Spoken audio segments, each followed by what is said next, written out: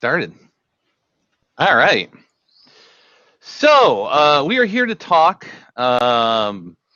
exposure and profits, or profits and exposure, or just anything that it's profits and exposure, or is it exposure and profits? I flip flop it. Exposure and profit. Thank you. And so that's a conference that's coming up on the 22nd through the 25th. Actually, the 21st, right? There's a pre-day.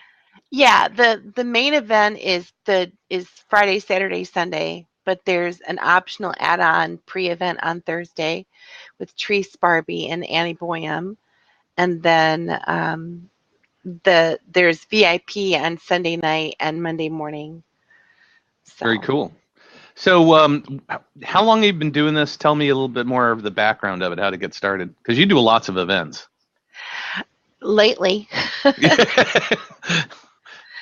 So I have been going to events since my son, grew up. When I first, for many, many years, I never went to events. I lived in northern Michigan, and I was a single mother, homeschooling mom. Travel from northern Michigan to anywhere is expensive, and I just put it out of my mind and thought that's just not necessary at all. I'm a 100% virtual business owner, and I like it that way. But as my son grew older, a lot of my friends were doing traveling, and I kept hearing them talk about NAMS. And I finally decided, I believe it was NAMS 3, that I went ahead and took my first trip, and it was awesome. I was addicted, instantly addicted, and loved going to events, but still never imagined hosting one because NAMS was so big and complex that didn't appeal to me at all to run something like that. It wasn't until I went to Las Vegas and attended Dennis Becker's Earn 1K a Day event that I looked around and I thought, this I could do, a single track event, one room, everybody is together. I caught the vision of it, and I thought, yeah, I could do this. And so I made the decision right then and there to go ahead and get ready for my first event. And so Exposure and Profit 1 was held in 2014 in Toronto, Canada. And then Exposure and Profit 2 was back in Toronto, Canada, same location, same hotel and everything, in 2015. And I wasn't planning to have another EP event this year. I was so blessed to have, a great event in Toronto, wonderful feedback. I got to work with incredible people, the people who said yes to come and speak.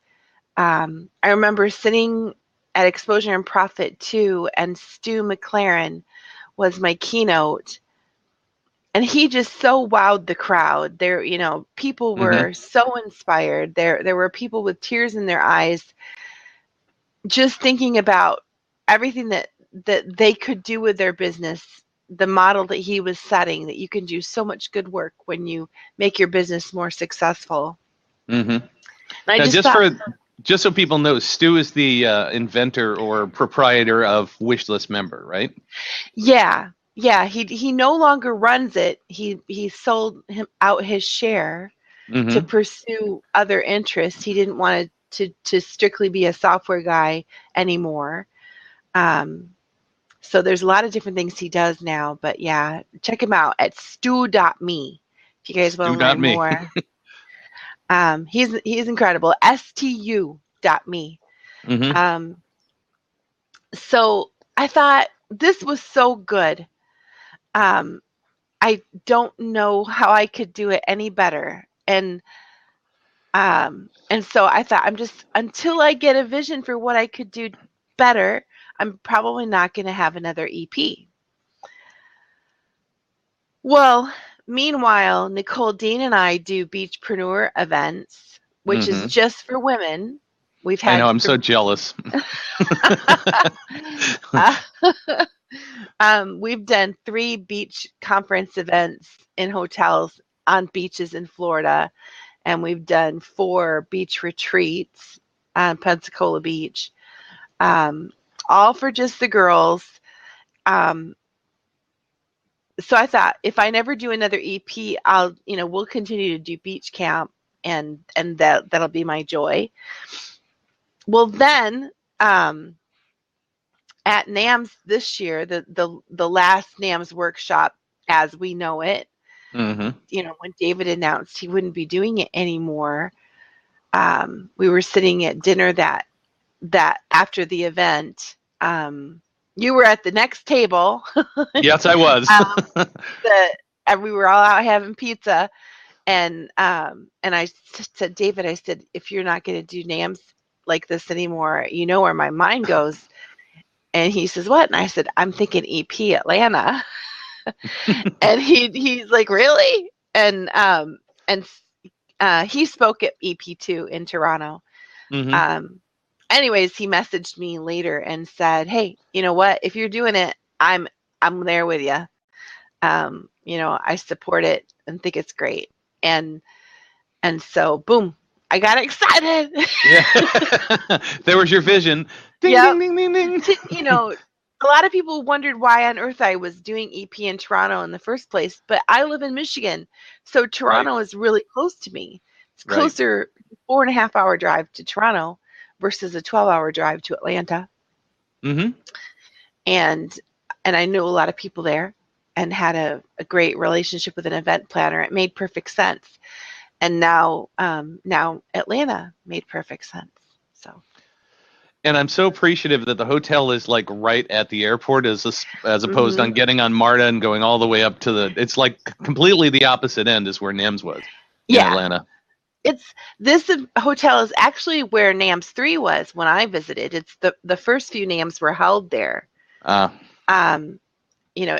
So it's funny that we're going back to the first place I ever went to an event, but it was not suitable for the size of NAMS with all the tracks and the fact that it was a workshop where people needed to have excellent internet.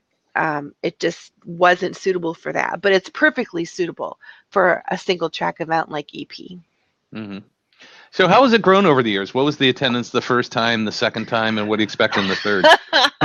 Well, the first event had 30 people. The second event had 35 people. I was shooting for 100 with Atlanta, but I don't believe I'm going to get there. I'm still like hoping for 50. It's interesting having events. In the summer like this, you're competing with family vacations. I did not give myself a huge amount of lead time because I made the decision to do it, this spring. Right.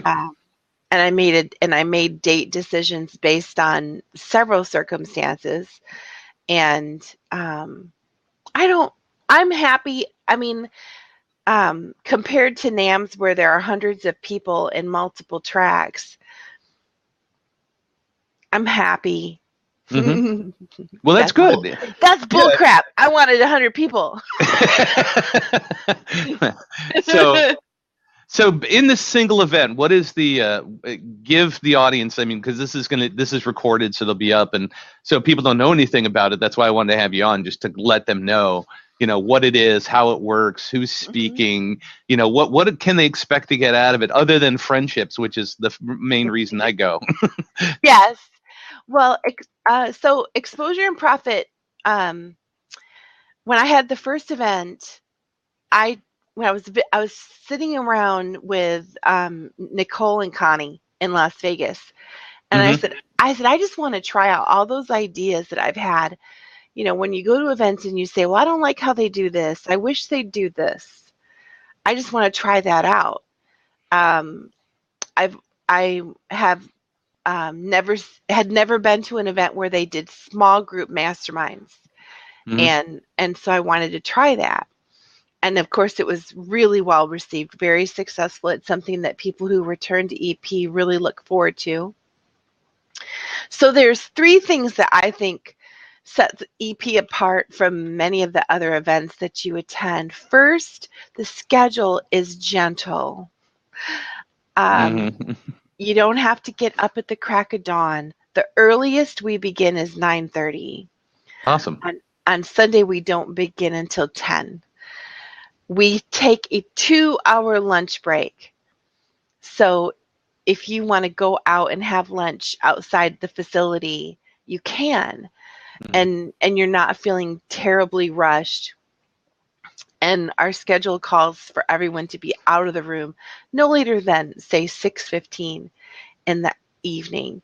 So the reason being, we do go to make the connections, right? I mean, yes, we're looking at the speaker list and the topics, and we're looking at the overall theme of the event and saying, yes, I want to take this information on board. But it's about the people that you want to connect with, the JVs you want to develop. If you pack the schedule to within an inch of its life, you give people a choice.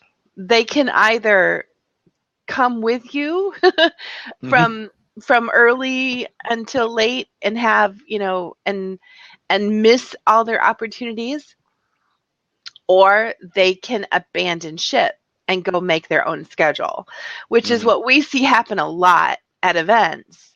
People are like, I'm sorry, but I'm just not going to get up that early. So they skip the first session.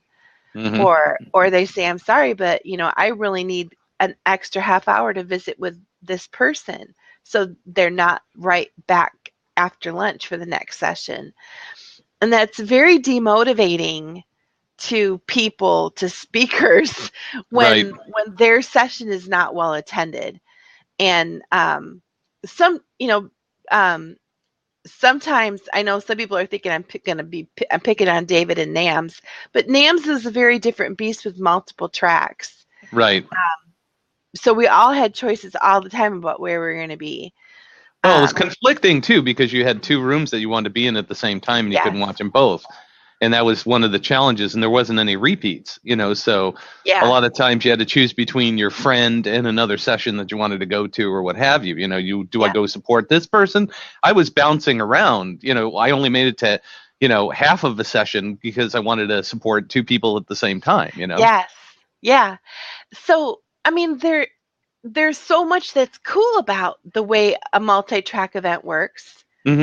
Giving you those choices. David's heart is that you would follow your experience track. Right.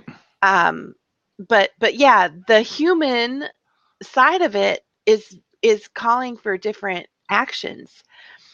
Now, this event, more than any other event, I felt extreme pressure to tighten the schedule up a little bit to make room for someone else, or to consider having a couple of breakouts.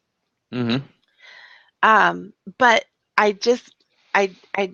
just held on tight to the greater vision of keeping everyone together, and that every speaker gets everyone's attention. If that means I can't have a ton of speakers, and that's okay. That's okay. Fortunately, with the small group masterminds, I still have a reason to invite smart people and celebrate them. Even if they're not speaking on stage, people see that, that these are people who I hold in high esteem, that have lots of advice and experience to share. So we have speakers on Friday and Saturday. And then Sunday morning, we open up with a small group mastermind. And this this is where some real magic happens. Our speakers and advisors team up and run tables. And my mastermind director, who's Nicole Dean, we joke that she has the magic sorting hat. She's paid attention and gotten to know people through the weekend. They have filled out a little form telling us about themselves and what they most want to get out of the mastermind experience. And so she matches up attendees with the tables. Mm-hmm. So they'll spend close to 3 hours together that morning before we go to lunch. Every person will get time to share. The tables are small. So even if there's 4 attendees at a table, they all get at least 30 minutes to share.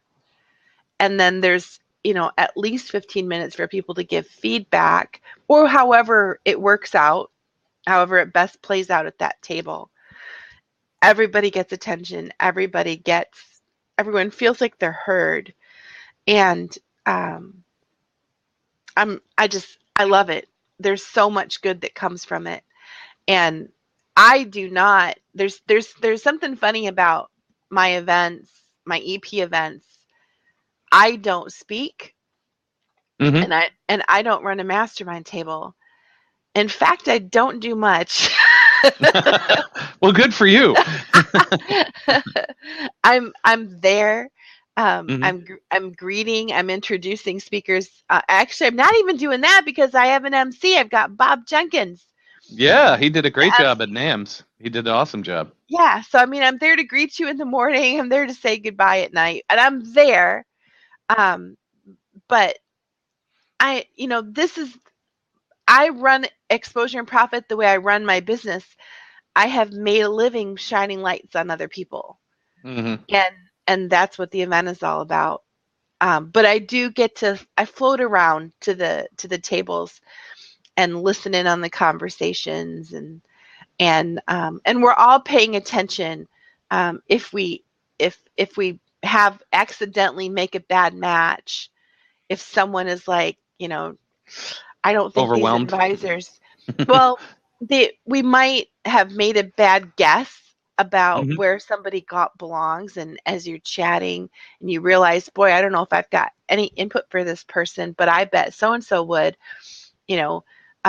Nicole and Therese and I are all there to be there to make a switch, gracefully. Yeah. Because sometimes that happens, Right. We're there to create an environment that's safe so that people can stretch their wings and make friends, make relationships, find a coach, find a mentor, find a partner, and in the midst of all that, be exposed to some amazing messages from super Mm-hmm. smart people. Well, who's on the list lineup this year? Who's speaking and talk about their expertise? Well, Alice Seba's coming back. She spoke at my first event, and if anybody knows Alice, she doesn't speak anywhere else. She does not like public speaking. It's not her favorite, not her favorite thing. She would much rather write than speak, and she's coming to talk about using content to get more leads and sales, creating persuasive content.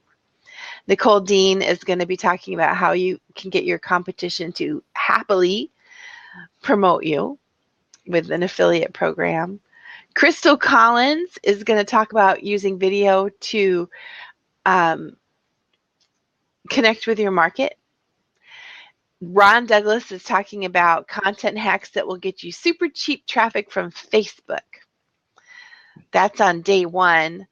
Paul Taubman is going to talk about how to attract and keep great client relationships. Just want to point out, he's not talking about WordPress. Yay! I told Paul, I'm like, I want you to speak, but you can't talk about WordPress. Just for a change. Mm-hmm. Kara Sakina is going to talk about up-leveling your business without losing your personal touch. For people who are scaling up, we take time to create the culture that we love, and then you get a growing team around us, and sometimes that's lost. And she's going to talk about how to make sure that doesn't happen. Lee Collins is sharing a message called "Money is not in the list; it's in the back end." Mm-hmm. Wendy Y. Bailey is talking about selling as the selling is a transformational activity. And then Shahar and Nashla Boyayan, a mother and daughter team, are talking about neuromarketing, mesmerize, attract, and retain the buyer brain. I'm really looking forward to that one. I'm really intrigued by that. And Is then that kind of an NLP talk? I don't. It could be related. Mm-hmm. Could be related. Yeah. Then I have my keynotes. My closing keynote is Greg Caesar, Mm-hmm. who I've seen him at NAMS, but I've never seen him speak. I'm really excited to hear him speak. I've heard nothing but good things about Greg. He's wrapping us up on Sunday evening. And then our opening speaker is Annie Boyum, and she's going to be talking about viewpoints, mastering the possibility. Annie is a life coach. She's just retired from Target, where she's been their executive coach. Wow. And she's amazing. Therese Barbie is involved in radical leadership. She runs radical leadership events. Annie works with her there. I went to radical leadership, and Annie was there. I loved her.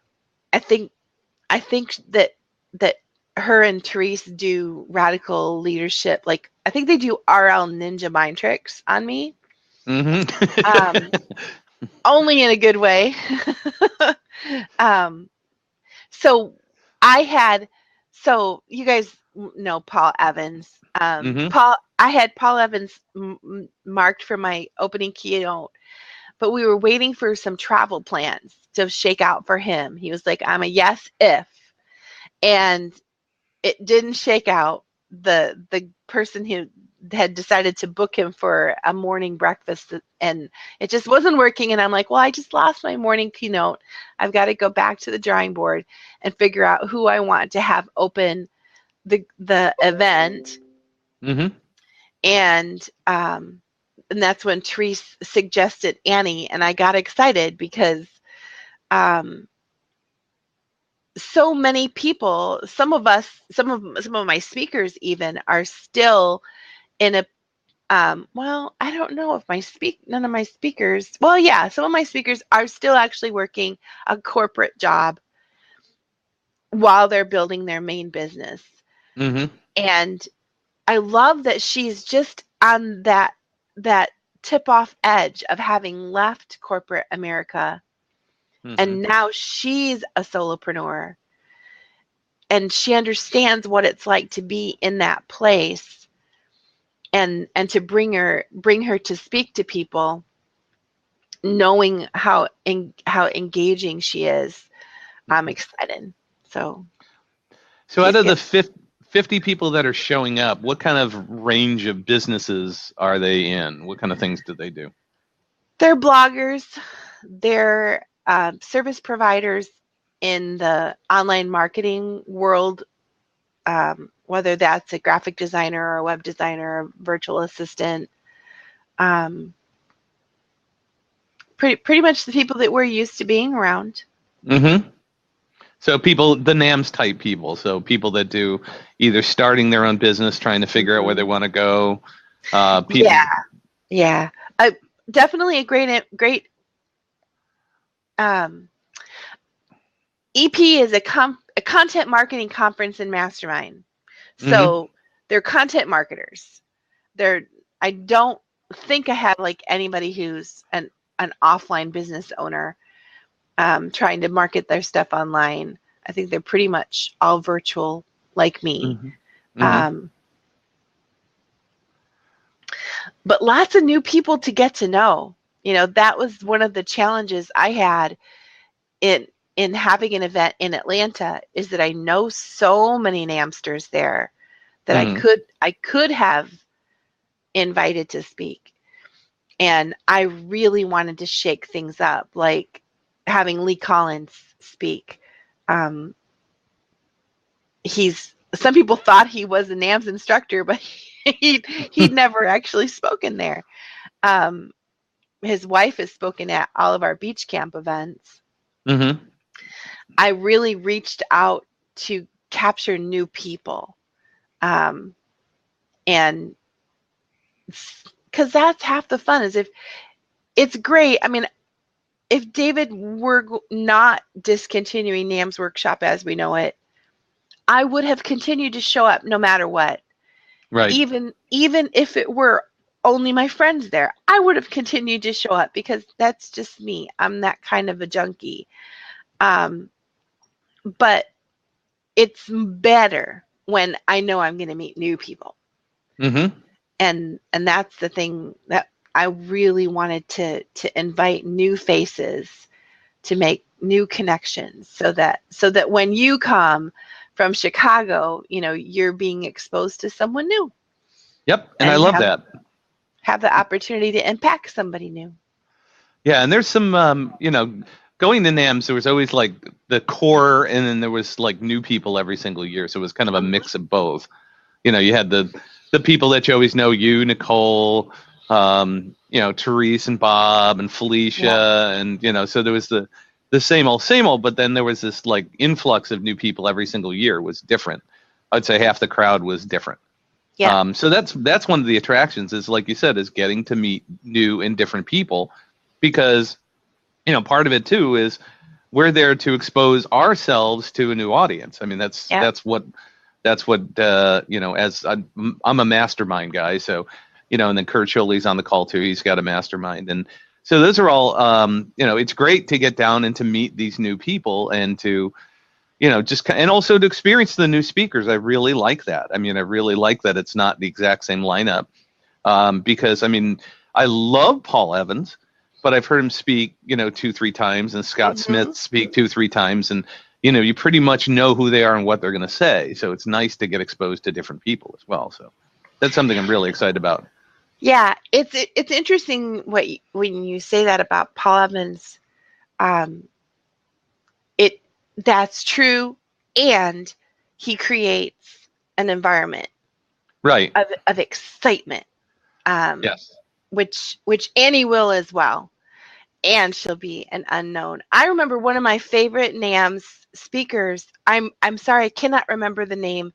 Maybe Kurt will be able to remember her name. She was a Air Force pilot, and she came in through Jeff. We had lost a speaker at the last minute, and Jeff recommended her. Kurt, do you possibly remember who that was? She was so on fire. She just showed up. Nobody knew who she was, and she was just a motivator. And I love to be surprised.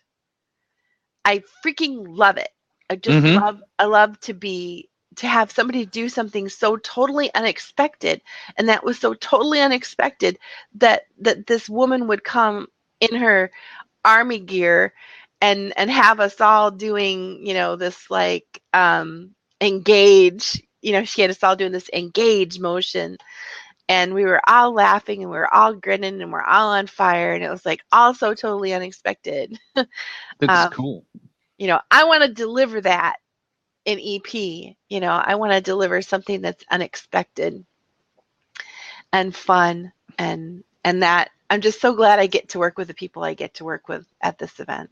Yeah, it's great. It's great. Hey, if anybody wants to jump in, ask any questions, or maybe add something to the conversation, guys, feel free to jump in. We got people coming and going and going and coming, but that's pretty typical on a Monday morning. So so we are now officially 22 minus 4 is 18 days away. Yes.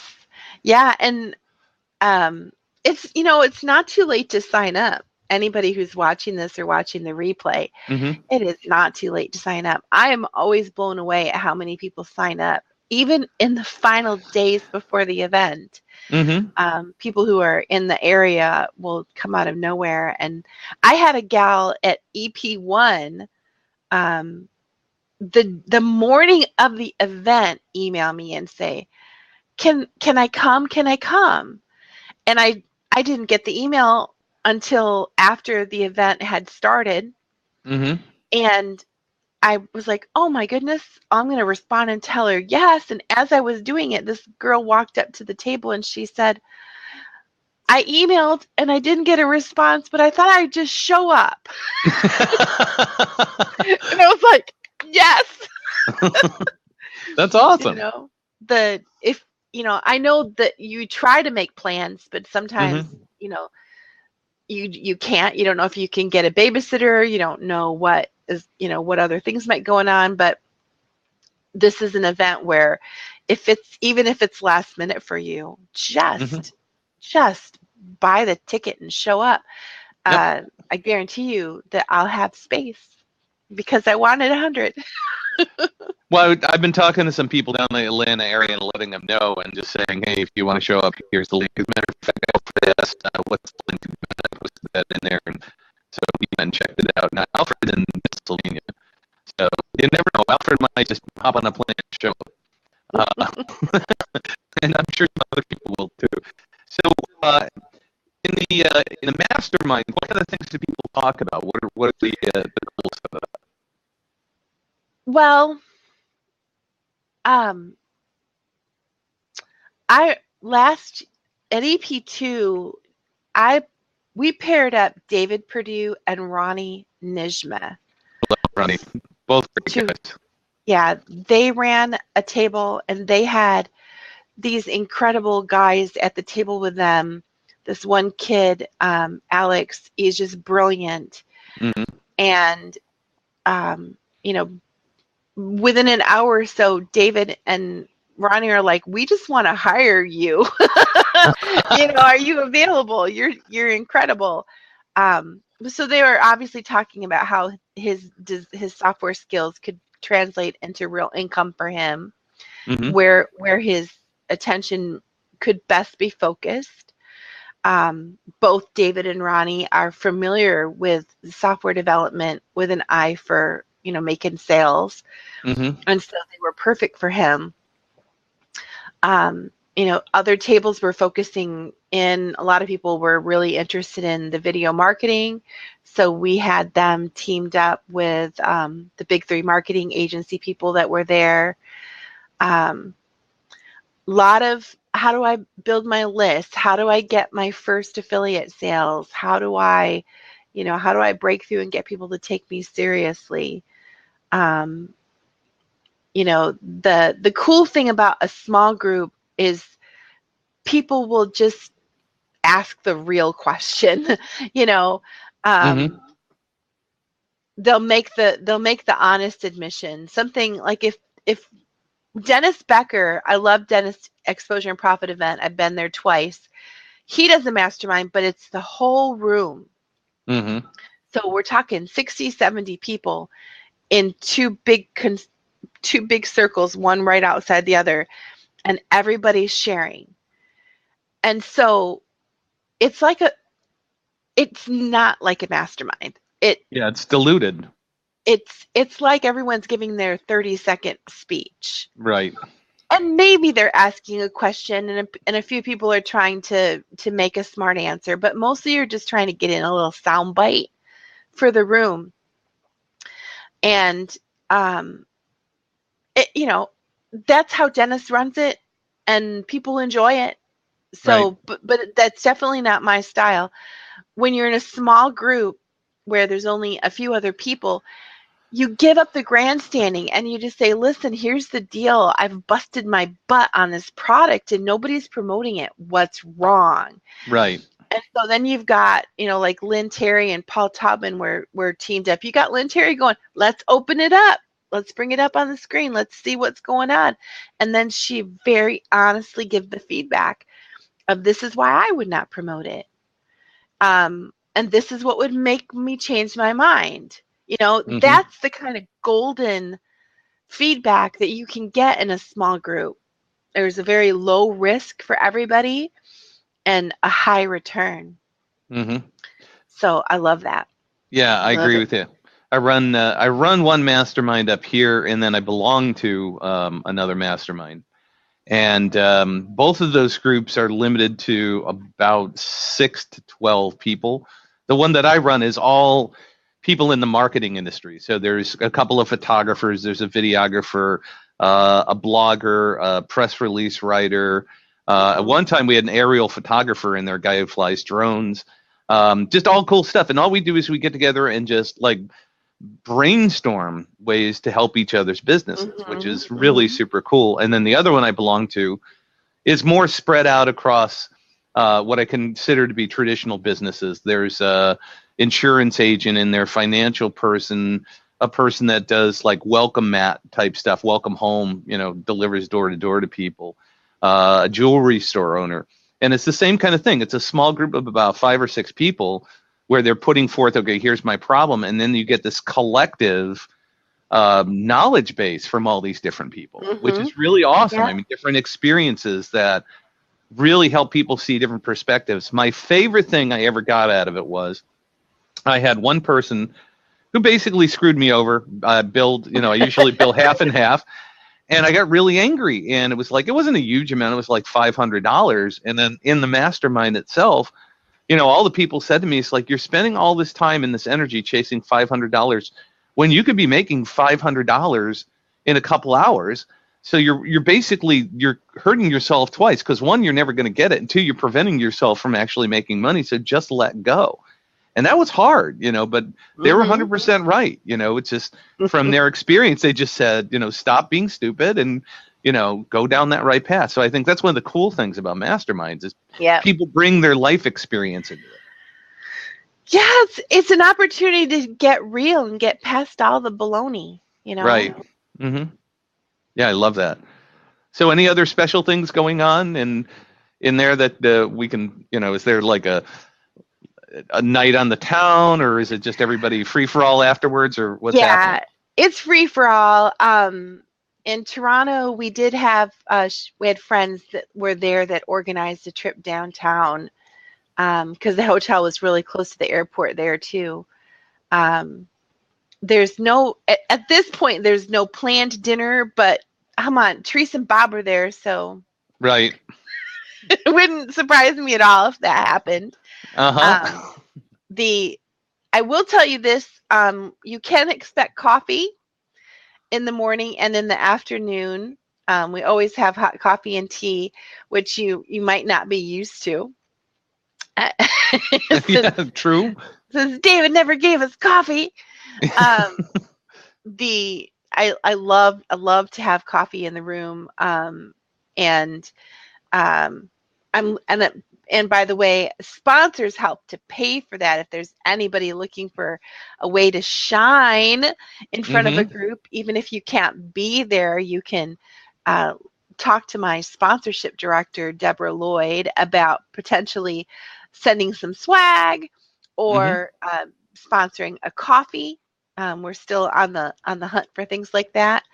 Now, the VIP events, there's a VIP party on Sunday night and there's a VIP mastermind on Monday morning. Those are for super pass holders, as well as my speakers and advisors. The party on Sunday night is going to be really fun. Cool.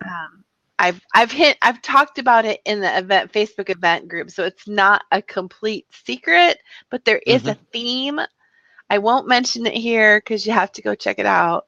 But there is Or a go buy a fun theme. VIP pass. Go buy a VIP pass. Get that super pass. Yeah. At first I wanted to have the VIP party just be speakers and advisors.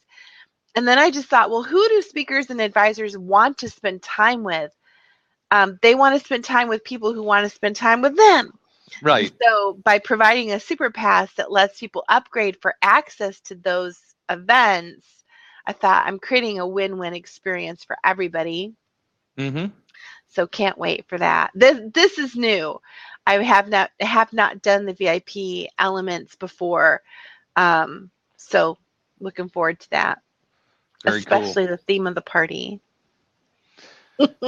Awesome. So anybody else want to jump in? Kurt, Ron, feel free if you want to jump in, ask some questions, or just, talk conferences, talk experience. If not, we'll just keep going. Kurt is also one of my advisors. You're one of my Mm-hmm. advisors. Mm-hmm. And excited because you guys bring a lot of experience on the ground with all kinds of different business owners. Mm-hmm. Yeah, I've been running businesses for like 30 years, so I've got a lot of small business experience from a lot of different places. I know Kurt's been doing it for quite a long time, and one of the reasons we get along so well is we're both audio guys. Because he was in radio, I owned a recording studio, so we got a lot of techie background, and that was kind of fun, to be able to do that and share that. Yeah, you guys are not allowed to come anywhere near the soundboard at EP.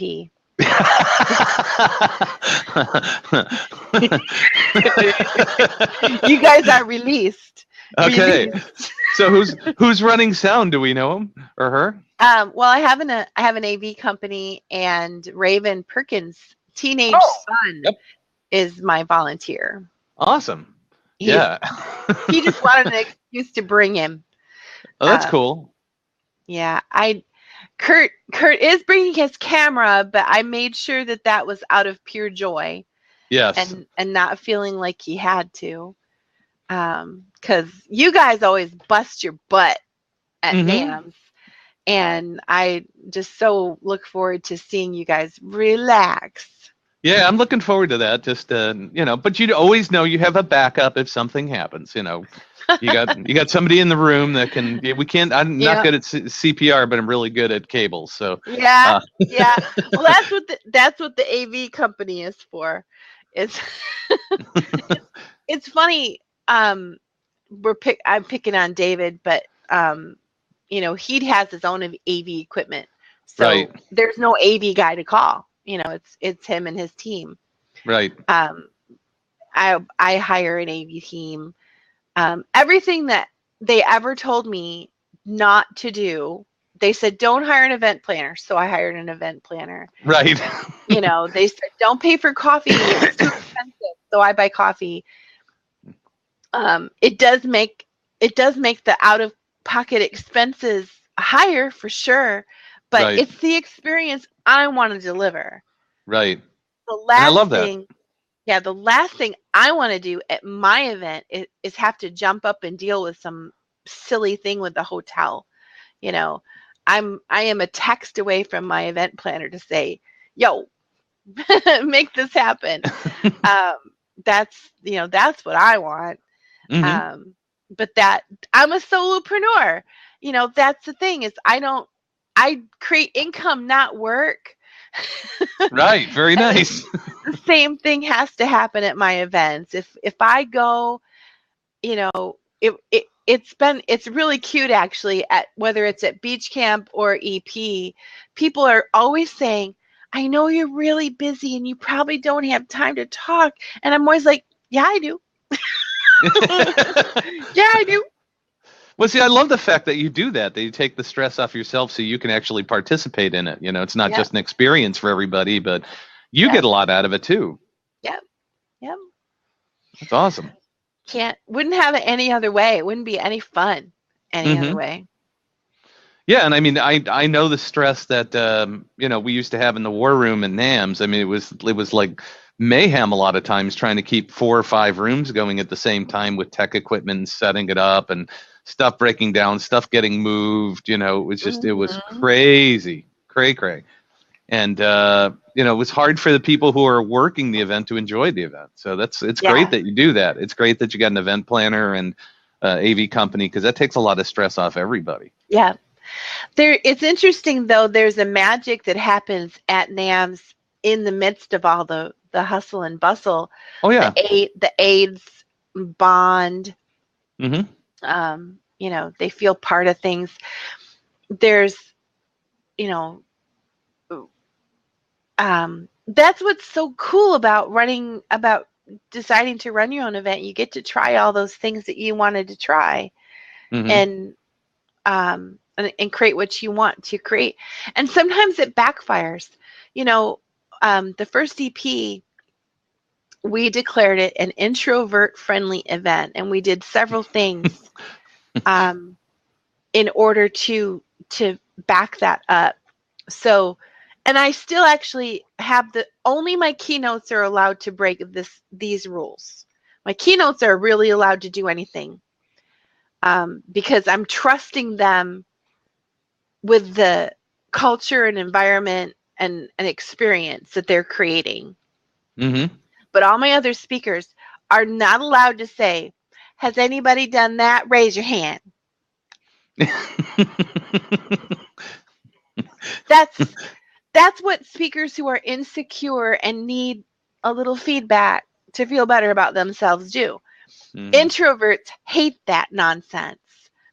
Can I get an amen? Can I, holler out me too? Stuff like that makes introverts crazy, and it makes the speaker look a little silly, to tell the truth. So I always said, don't do that. No questions during the sessions. No passing around and sticking microphones in people's faces. Introverts don't like that.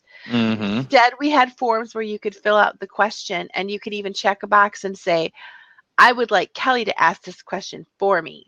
Because if you're that much of an introvert, you don't even want to ask the question later. So little things like that to create a very safe environment for introverts. It worked great at EP1.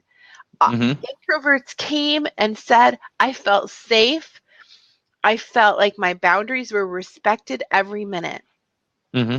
Well, at EP2, it backfired because my opening keynote was Therese Sparby.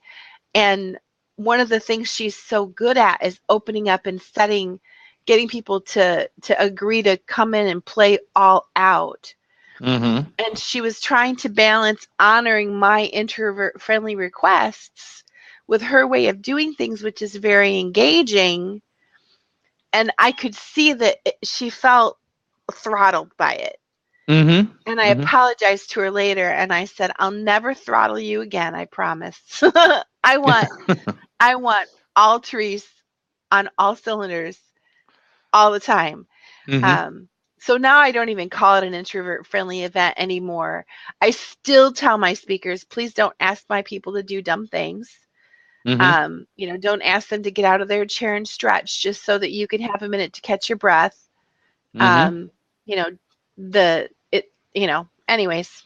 Yeah, I've seen, all those devices. It's really, there was a great video that Felicia put up on all the tricks that speakers use to, engage people. And it was really funny. It was well done. And one of the other things I've learned about going to these conferences is that the vast majority of the most successful people are introverts. I was really blown away by that because I've always been an extrovert, my entire life. I've been a musician. I get up on stage in front of 1,000 people. It doesn't bother me. That's why getting up and speaking on a stage in front of 1,000 people doesn't bother me, because it's the same thing. Instead of using guitar and my voice, I'm using, a presentation. But it just amazes me how many of the speakers, the most successful ones, are truly introverted, especially some of your best friends. Yep. I'm an ambivert. I can go either way. I can spend lots of downtime and be really happy, and I can spend lots of uptime with people and be really happy.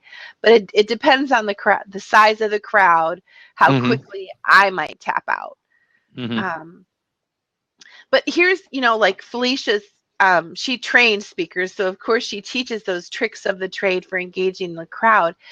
What's cool about EP, especially EP3 with Therese Sparby as the community director, my speakers don't have to, my speakers are not going to arrive to speak to a cold crowd. Every day Therese is setting a tone with the whole room, inviting them to play, inviting them to be engaged. So the speakers can relax and come to a warmed up group of people. So there's just no need for tricks. Right. There's no need for shtick. There's no need to manipulate anyone. Just show up because they are going to be ready. Right. Solid content, straight through and through. Yep. Good quality content. And that's huge. Yep. Yeah. So, all right, I'm going to open it up one more time. Anybody want to jump in? Say hi. We got an open seat. Everybody's shy. You know, the problem with doing it at 9 o'clock in the morning is most people have bedhead. They haven't shaved. You know, they haven't done their makeup. Yeah. Well, and it's 4th of July. Right. Exactly. Which it's funny because I was invited to a bonfire last night and I was going to go, but at 10:30 I checked to see if my sister was going and she was getting into bed. And I was like, well, poo, I'm not going then. I ended up in bed early. Yeah. Well, 20 years ago, it would have been out till 2 o'clock in the morning partying. You know, now it's just like, it's 10 o'clock. It's time to go to bed. Yeah, fireworks over. You know, that's awesome. So, some of the working podcasts are going to record today. That's Ron talking about something else. So, anyways, yeah, I'm today's a work day for me. It's kind of a downtime and get some work done, get a couple of things finished here and there, and so I'm looking forward to it. So, any last final thoughts that you want to give us, other than come to the event, meet a bunch of cool people, and it's going to be a blast? Yeah, come to the event, meet a lot of cool people. It's going to be a really great experience for everyone. The things that we're implementing this time around, the team that I have, it's just not something that you want to miss. Think about it. I know it's close, but last time I checked, flights were still pretty reasonable. Yeah, I mean, we got really reasonable flights from Chicago. It was under $225 round trip.